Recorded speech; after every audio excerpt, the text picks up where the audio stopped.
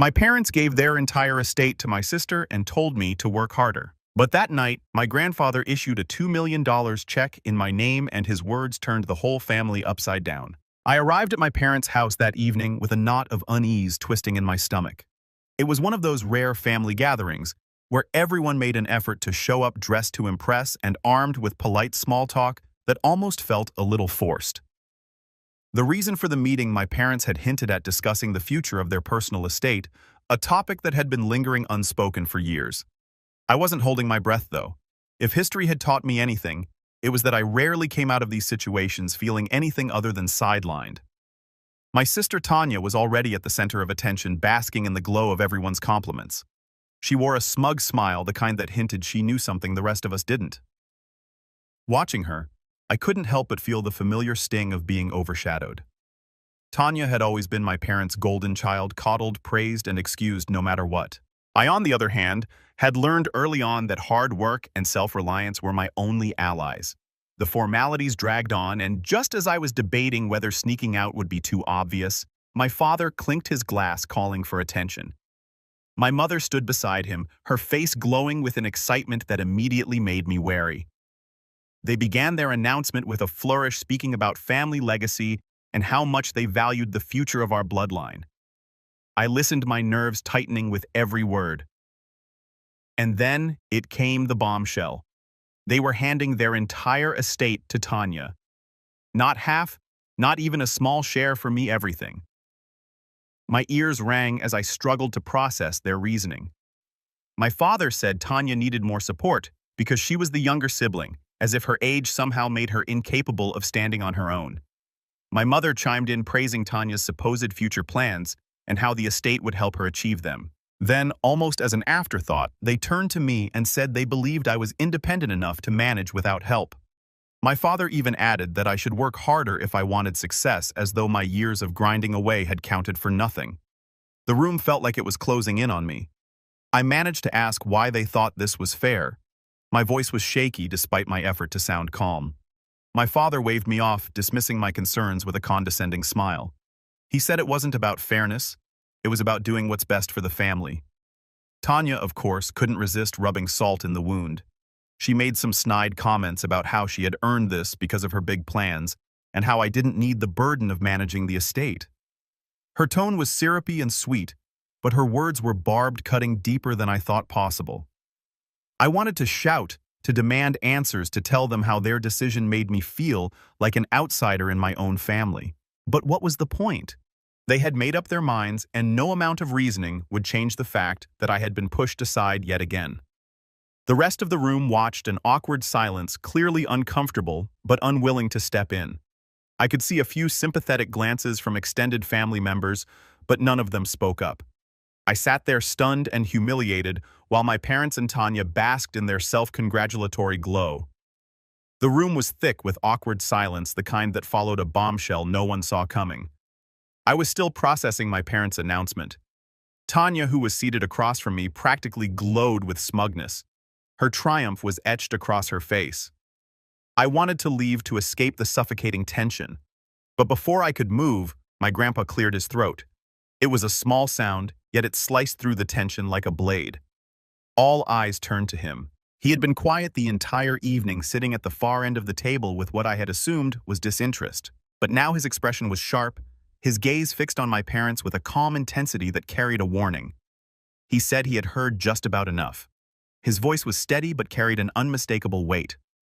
My father attempted to protest, starting to say something about it not being his place, but my grandpa raised a hand, silencing him. He told my father to let him finish and said this charade had gone on long enough. There was a collective murmur of confusion as he reached into his jacket pocket and pulled out a checkbook. My heart was beating fast, and I wasn't entirely sure why. With deliberate movements, he scribbled something onto a check and then stood up and walked over to me. He placed it in my trembling hands. He said the check was for me, $2 million, his personal gift. His voice carried through the room with an air of finality. Everybody seemed frozen. For a moment, no one moved or spoke. I stared at the check in disbelief, the weight of the gesture sinking in. Tanya was the first to break the silence. Her voice was shrill as she demanded to know what was going on. She sputtered about fairness, asking why I was getting this money and not her. Grandpa's gaze snapped to her sharp and unwavering. He told her that if she wanted to talk about fairness, then they should discuss it properly. His words were clipped, filled with a controlled anger that made everyone sit up straighter. He turned to my parents, his voice rising slightly as he addressed them. He said he had spent years watching them coddle Tanya, enabling her selfishness while ignoring all the effort I had put in to make something of myself. My mother flushed red with embarrassment, and my father's face twisted with discomfort. They started to mumble something about Tanya being younger and needing more support, but Grandpa cut them off sharply. He said age had nothing to do with it. He called out their blatant favoritism and said this was about character. He gestured toward Tanya and said they had inflated her ego to the point where she thought the world owed her everything. Tanya gasped in disbelief, trying to defend herself. She claimed she had worked hard too, even if no one had noticed. Grandpa fixed her with a glare and asked her to name one thing she had truly worked hard at. He pointed out that all he had seen was her spending their money and making empty promises about plans she never followed through on. He said that if she considered that hard work, then she was more deluded than he thought. My parents tried to interject again, saying they were within their rights to make decisions about their own estate, but Grandpa waved them off. He said they were free to make their decisions, and he was free to make his own. He explained that the money was meant for me as a reward for my resilience and integrity qualities he had always valued but rarely saw acknowledged in this family. Tears stung my eyes not because of the money, but because of the validation. For once, someone had recognized my efforts, my struggles, and my worth. Tanya, unable to contain her emotions, slammed her hands on the table, demanding that Grandpa explain himself again. She insisted that this was an insult not just to her, but to the entire family. She accused him of playing favorites and claimed that I had somehow manipulated him into giving me the money. I felt my face burn with frustration. Manipulation. I had spent years quietly enduring their blatant favoritism, their constant dismissal of my efforts, and now I was the manipulative one. My parents jumped in to support Tanya, their voices rising as they tried to convince Grandpa to reconsider. My father said that rewarding me this way would create unnecessary divisions in the family, while my mother chimed in that Tanya was still young and needed guidance, not punishment. Their words were dripping with hypocrisy. I had had enough. I refused to stay silent. I told them that this so-called division had always existed, but they had ignored it because it suited them. I reminded them how they had belittled me for choosing to work hard, all while praising Tanya for doing nothing. I asked them how they could stand there and accuse me of being greedy when they had just handed their entire estate to her under the pretense of fairness. Tanya shot back, calling me ungrateful and petty, claiming that I was jealous of her success. I laughed bitterly and told her that living off handouts and demanding more wasn't success, it was entitlement. The argument spiraled with Tanya throwing a tantrum, shouting about how unfair life was and how I'd always been jealous of her. My parents tried to pin the blame on me for escalating things, saying I should have just been grateful for what I had. That was when Grandpa stepped in again. He raised his voice louder than I'd ever heard it, silencing the room. He told my parents they had no right to talk about fairness or family unity when they had spent years fostering this toxic dynamic. He reminded Tanya that nothing in life was guaranteed and warned her that her entitlement would be her downfall. His words stung everyone, even me, though for different reasons. As the room fell silent once more, I realized this wasn't just about the money anymore. It was about finally being seen, finally being heard. Tanya, of course, couldn't let it go. She wailed about how unfair it was. She asked if she didn't deserve something too. Grandpa's tone turned icy as he told her she had already been handed everything on a silver platter, yet she still complained. He said she was lucky he hadn't stripped my parents' inheritance altogether and given it to me instead. The room erupted into chaos. My parents were shouting, Tanya was on the verge of tears, and the rest of the family whispered furiously among themselves. Through it all, Grandpa remained calm, his point made. Before he left, he turned to me, placing a firm hand on my shoulder. He told me to use the money wisely and left the room without another word. His exit left a stunned silence in his wake. None of what happened erased the years of neglect or hurt, but I want to keep the check. What should I do? Update 1. A week had passed since that chaotic family gathering and things still felt heavy. It wasn't just the argument that lingered, it was the aftermath, the real impact of everything that had happened. I was still processing the conversation with my parents the way they had dismissed me like I was nothing, as if all my years of hard work meant nothing compared to my sister's entitlement. It stung. Then one afternoon, my grandpa showed up at my door. I wasn't expecting him, but the sight of him there brought a sense of calm I didn't realize I needed. He looked around the living room, taking in the modest space, and then glanced at me almost as if seeing me in a new light. He always had this quiet sophistication about him, never wanted to get involved in the drama, but this time he wasn't holding back. He came in without saying much, but his presence was solid. Finally, after a moment, he spoke a little softer than usual. He told me he just wanted to check in and see how I was doing after everything that had happened. I didn't realize how much I needed to hear that until he said it. I let out a breath, half laughing, half sighing, and told him that I was doing as well as could be expected. It had been tough, of course, but I was managing. I didn't want to dump everything on him, so I kept it brief. I didn't want myself to dwell too much on the hurt that still lingered. He didn't push, he just nodded in understanding, but then he looked at me seriously. He said that he should have stepped in sooner, that he should have called out the way my parents treated me, how they'd always put my sister on a pedestal while overlooking all my efforts. It was hard to hear him say that, but his words were sincere. I told him I hadn't expected him to step in. I'd always known what they were like, and I'd made my peace with it. But it still hurt, especially now seeing how little they thought of me. Grandpa nodded again. His expression was soft. He said that I shouldn't let them define my worth anymore, that I had earned every bit of what was coming to me.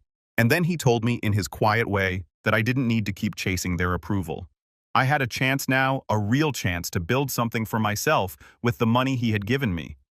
He said that I had the power to create my own future, and how I used that money was left to my judgment. I asked him, though, how to move forward if it was really okay for me to use that money. What if I messed up? What if I didn't know what to do with it all?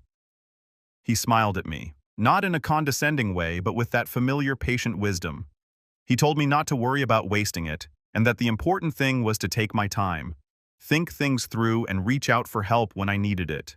He'd be there for me every step of the way, guiding me if I wanted it. We spent a few more hours talking about my options, about investments, about what I could do with the $2 million. He told me to meet with financial advisors, suggested I look into mentoring opportunities, and encouraged me to keep learning. It was a lot to process, but I felt lighter as we talked. I wasn't on my own in this. I had someone in my corner, and he actually believed in me. As he stood to leave, he put a hand on my shoulder, a rare gesture of affection.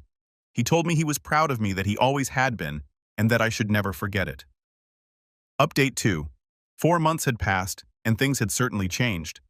My sister, having taken full control of the estate, was already in over her head. I never would have guessed it, but she managed to make a mess of what was supposed to be a smooth transition. It wasn't even that she didn't have the resources. She had everything handed to her on a silver platter. But I guess when everything's given to you, there's no drive to make sure it lasts. First, she decided to liquidate most of the family's assets, claiming it was for some necessary upgrades to the estate. I heard from a cousin that she'd sold off a bunch of antique furniture stuff that had been in the family for decades just so she could redecorate, and the renovations. Well, she went for the most extravagant, overpriced contractors, promising them the world. They took her money and did half the work. Her own stubbornness had her refusing to hear anyone out when they told her to slow down and actually plan for the future. Meanwhile, the debt started piling up. She didn't even notice when the cash was running low. My parents, of course, were still blind to her failings. They kept defending her, saying she was doing her best and that the family should be more supportive. But honestly, I wasn't surprised. Word of what was happening spread fast, not in a dramatic way, but people started talking as they always do. My family's financial troubles started showing up in places they couldn't hide. A few of the business partners had pulled out after hearing about the state of things. Extended family members, the ones who had once admired my parents for their stability, began distancing themselves. They weren't interested in being attached to someone who couldn't even hold their ground. I kept hearing little updates here and there about how she'd made a bad deal with a contractor, or how she spent an entire month hiring consultants who only gave vague advice and emptied the bank account in the process. It was embarrassing to watch. I couldn't help but feel a little smug, though. I knew she couldn't handle what had been given to her, and eventually she'd have to face it. But the real kicker came when I found out my parents had tried to cover up some of the mess by hiding financial documents and pretending everything was still fine. They were already trying to act like nothing had changed, as if the whole world hadn't seen their prized possession crumble. I wasn't there for the fallout. I didn't have to be. I had long walked away from that circus. But I did get the occasional call from relatives asking about the family. Some even offered their condolences about how things had gone south, calling my sister unlucky. The family's reputation wasn't just tarnished, it was in shambles. And in some strange way, I found myself almost happy. The people who had dismissed me for so long were now facing the consequences of their own poor decisions, and I had nothing to do with it. For a while, I just let it all happen. It wasn't my problem anymore. I had my own life to focus on, and it was better that way. Am I too vengeful for being happy about this update 3? Every decision seemed worse than the last, from draining resources on unnecessary luxuries to alienating everyone who could have helped her. I wasn't surprised, but I can't deny my parents' stupidity for still indulging her. What happened next was inevitable. Word got out about the mounting debts, the unpaid but useless contractors, and the disappearing assets. A few more businesses that had been part of the family's portfolio pulled out, refusing to deal with a sinking ship. The phone calls my parents had been avoiding finally came to a head when the creditors started showing up. Bills piled up, the lawyers moved in. I heard all of this secondhand, of course. People I hadn't spoken to in years were happy to share the gossip. And it seemed like every other day there was some new update. But what stuck with me the most wasn't the fall from grace that my family was enduring. It was the call I received from my mother that one evening. I hadn't spoken to her since that night, hadn't even given her the time of day. But there she was, calling me like nothing had happened, trying to sound casual but failing miserably. Her voice had that unmistakable tinge of desperation. She told me things were getting bad and that they were working on it, but she didn't ask for help, not right away. Instead, she threw in some half-hearted pleas about how they were trying to fix it all. She didn't need to say much. It was obvious they were on the edge of losing everything. Then the tone shifted just like I knew it would. She shifted the blame as she always did. She tried to make it sound like they just hadn't seen it coming, as if they had been blindsided by their own decisions. "You know we always thought you'd be there for us," she said, almost trying to guilt-trip me. I stayed silent for a long while, waiting for her to get to the point. Eventually, she asked, not so subtly, if I could help. There was a catch, of course. She didn't say please or acknowledge the fact that the whole mess had started because of their poor choices. No, she made it sound like I owed them something now. "You've got the money, don't you? Maybe you could lend a hand to the family." I was angry, but I kept myself in check. I simply hung up. It was better to not engage with trash. I hadn't forgotten what they'd said to me, the things they'd told me about working harder and earning my own success. I hadn't forgotten how my mother had dismissed me so easily, or how my sister had basked in her undeserved victory. And then, as I expected, my sister called. I didn't answer. The voicemail she left was similar, but this time it had a touch of manipulation. She started with an apology, claiming she'd been stressed and had made mistakes. She told me how bad things had gotten and begged for me to step in and help save the family from ruin, as it was my responsibility as an elder sister. She even said that the estate was too much for her to handle, that she wasn't prepared, and that if I helped her, maybe things could be fixed. She was practically begging for the check to get cashed again. I listened to the whole message, the desperation dripping from every word. When I finally dialed her number back, I didn't waste time with pleasantries. She didn't deserve that. I stayed calm, but the disgust in my voice was unmistakable as I asked if she really expected me to help. After everything that had happened, did she honestly think I'd swoop in and fix it all? She stammered, trying to play the family card as always, but I was done listening to that nonsense. She had done nothing but squander everything handed to her, and now she was asking me to bail her out. I reminded her of the words she had used to dismiss me so easily, the words that had stuck with me for so long. She had told me to work harder, that I didn't deserve anything handed to me. Well, now it was her turn, and I rubbed that in her face. She tried to interrupt, but I wasn't letting her off that easily. I told her that I had worked my entire life to get where I was, and not once had anyone helped me. I'd had to fight for everything, especially against her selfishness, entitlement, and all the demands my family had placed on me without resources. And now, when it was all falling apart, she thought I was going to fix it for her. No. That wasn't going to happen. She sounded exasperated on the other end of the line, as if she thought she could guilt me into something. She mentioned how I had the money just sitting there like that somehow meant I owed her something. I cut her off before she could go further, telling her exactly what I thought. "You think that means I owe you?" I said, "I'm not your backup plan. I don't owe you anything, and I certainly don't owe you my success." I could practically hear her frustration, but I wasn't done yet. I made it clear that I had made my choice a long time ago. And unlike her, I wasn't about to keep making the same mistakes over and over. I hung up without another word, and I couldn't bring myself to feel sorry for her. The calls kept coming. My mother, my sister, even some extended family members. They all had the same story, the same excuses, and the same desperate plea for help. They were all looking for someone to take the fall for their failures, but none of them were getting anything from me. I didn't take their calls anymore. I didn't need to. In the end, they won't get a dime from me. Not a single cent, and I didn't feel a shred of guilt. Update 4. The room was tense with everyone sitting in a nervous silence. Everybody was glancing awkwardly at each other. The dust hadn't settled from the last family meeting. The family was still reeling from the fallout. My parents had spent the last couple of days pleading with me, trying to play the role of the remorseful victims. They begged for forgiveness, but the words always felt hollow. Then, just as I thought the noise of their requests would become too much to bear, my grandpa called for a family meeting. He hadn't been a part of the chaos in the aftermath of the dinner. He had chosen to just observe.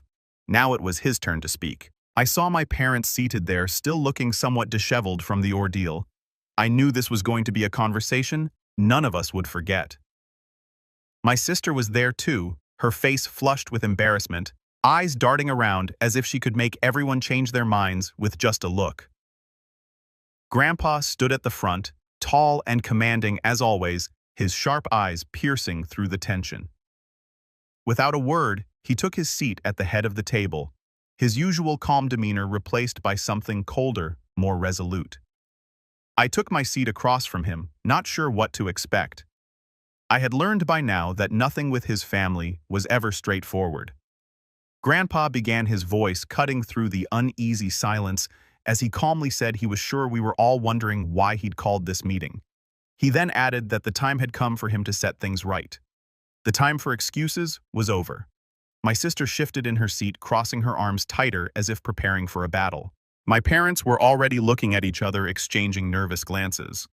Grandpa continued, stating that for too long he had watched my parents make foolish decisions, and how my sister was more disappointing than he had anticipated.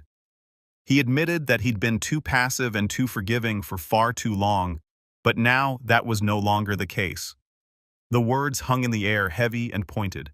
It felt like I was holding my breath, unsure of where this was going. Grandpa's voice grew stronger as he declared he had decided to amend his will.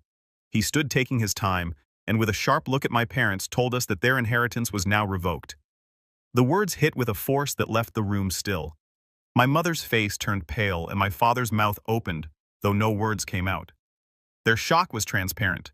My sister's expression twisted with disbelief, her mouth slightly ajar as she glanced from Grandpa to our parents. I knew something big was coming, but I hadn't expected it to happen like this. Grandpa's declaration echoed in the room, reverberating through the silence. My sister, unable to keep her composure any longer, let out a stunned gasp before she blurted out, asking how Grandpa could do such a thing. She demanded to know why he was punishing her, claiming she had done nothing wrong. Grandpa didn't hesitate, cutting her off. He coldly stated that she had spent her life acting entitled, believing that everything was owed to her, and that my parents had enabled her selfishness. He went on to explain how my parents had fostered a climate where I was constantly forced to prove myself, where my hard work was taken for granted while my sister's demands were always met with indulgence. He then turned to my parents, his eyes narrowing with anger. "You didn't help anyone," he said, his voice low and sharp. "You crippled your daughter with your favoritism, and you've set your own daughter up for failure with your selfishness. Now the bill is coming due." My mother was wiping her eyes with a handkerchief, but the tears weren't just from sadness. They were from shame. My father had his hands clenched on the table, his knuckles white, as he tried to find the words to defend himself. But Grandpa didn't let him speak, his gaze cutting through the room like a blade. My sister was visibly trembling, her face flushed with humiliation, her mouth working, as if she could find some way to undo everything Grandpa had just said. But the words weren't coming. She sat in stunned silence, her gaze darting between Grandpa and me, as if she couldn't believe the turn this conversation had taken. My parents tried to apologize, their voices now trembling. My mother, with tears streaming down her face, whispered how sorry she was, how they never meant to make me feel less than. My father, sounding weak for the first time, muttered about how they never wanted things to go this far. But their apologies felt like empty words because I could see the viciousness in their gaze. They just wanted to regain control over the situation they had created. Everybody knew better than to take sides after that, or they might just be cut out of the will too. 2 days later, I received a message from them, a final attempt at trying to gain access to my money. They apologized again, expressing regret for their behavior and asking for forgiveness. But I didn't need to hear it. The words didn't carry the weight they once might have. I had already forgiven them, but that didn't mean I was going to let them back into my life. Not now, not ever. I just wanted to let go of the bitterness that had been with me for so long so I could run towards the future Grandpa had helped me secure.